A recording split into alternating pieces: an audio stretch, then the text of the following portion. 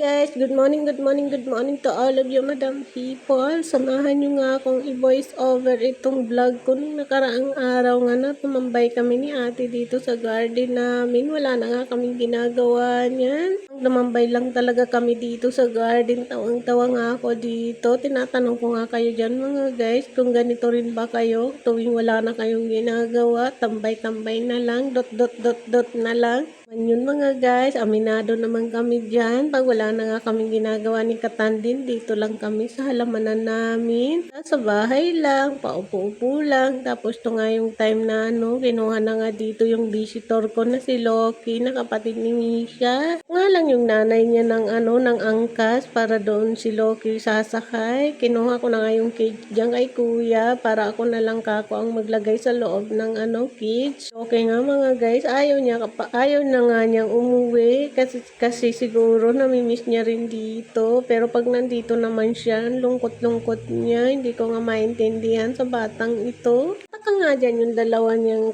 kapatid. Siguro iniisip nito, saan naman kaya ito dadalhin yung daddy ko. Yan si Soto guys, yung maliit. Ayan si Loki. Ayan yung anak niya, yung kasama ng malaking aso. Ayan si Soto yan guys, anak niya yan. So ko na nga si Loki sa cage niya, tapos si Soto tamang inikot-ikutan niya nga yung daddy niya saka si Jiki. Inikot-ikutan nga nila dyan si Loki. Sabi niya babay, kung nakapagsalita nga lang niya babay na Loki. Ngayon the moment at the true, lalabas ko na nga sa dito, sa gate namin. Dan nga ako ni Toto. Siguro sabi niya hindi ko na makikita ulit ang daddy ko.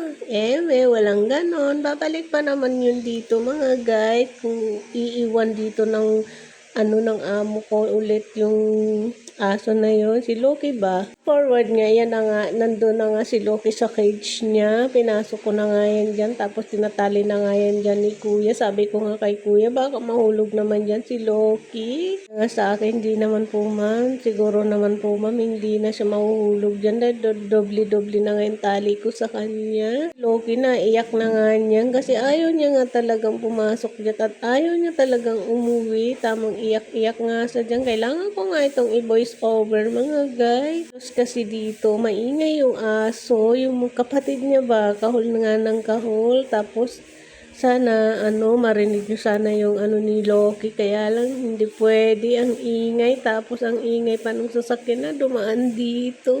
Tanong ko nga dito si kuya kung malapit lang ba sila sa kondo. Ang sabi nga dyan ni kuya, malayo daw, nasa Taguig daw siya umuuwi. Sabi ko nga okay, medyo malayo-layo. Ngayon nga si Loki umiiyak nga sa dyan kasi ayaw niya nga talaga. Silip nga sa akin. Sabi ko sa kanya, balik ka na lang dito kapag iniwan ka ulit dito ng nanay mo. Tapos ayan nga siya guys, ginupitan ko na yan. Wala na yung kuko.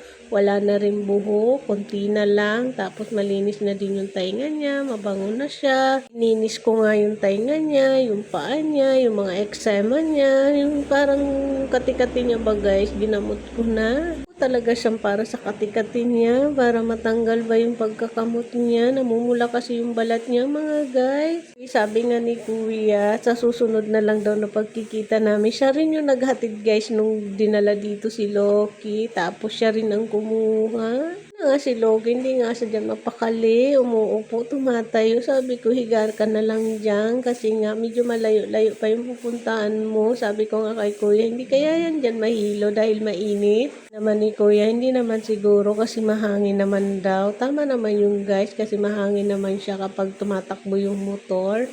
Yun nga mga guys, nakarating naman daw na si Loki doon sa kondo. Kaya tinanong ko yung alaga ko kung nandoon na nga raw siya mga guys. Araw pa nga ito guys. Ngayon ko lang nga ito binoise over at ngayon ko lang ito in-upload. Kung hindi ka pa nga dyan nakapag-follow sa aming page, kaya naman paki-like and subscribe para laging updated ka sa aming mga vlog ni Vlogger Girl nyo. Nga ng subscriber namin, sa lahat ng followers namin, maraming salamat po sa inyong lahat. Wala kayo, wala rin kami dito. Walang ganon. So, ayan na nga guys. Paalis na nga si Loki at si Manong Rider. Nga sa susunod na lang daw na pagkita-kita namin. So, ayan na nga mga guys. Iniwan na nga kami ni Loki. Babay na nga Loki. Ngayon mga time guys na na-miss ko si Loki. Diyan kay Misho, wala ka na nga kaaga. Wala na si Daddy. Tapos Tapos yun nga yung mga dahon dyan. Ang dami-dami guys dahon dito sa labas namin. Lang guys, thank you so much watching. See you sa next vlog mga kalamon at kapatay gutom. See you guys and good morning everyone. Bye!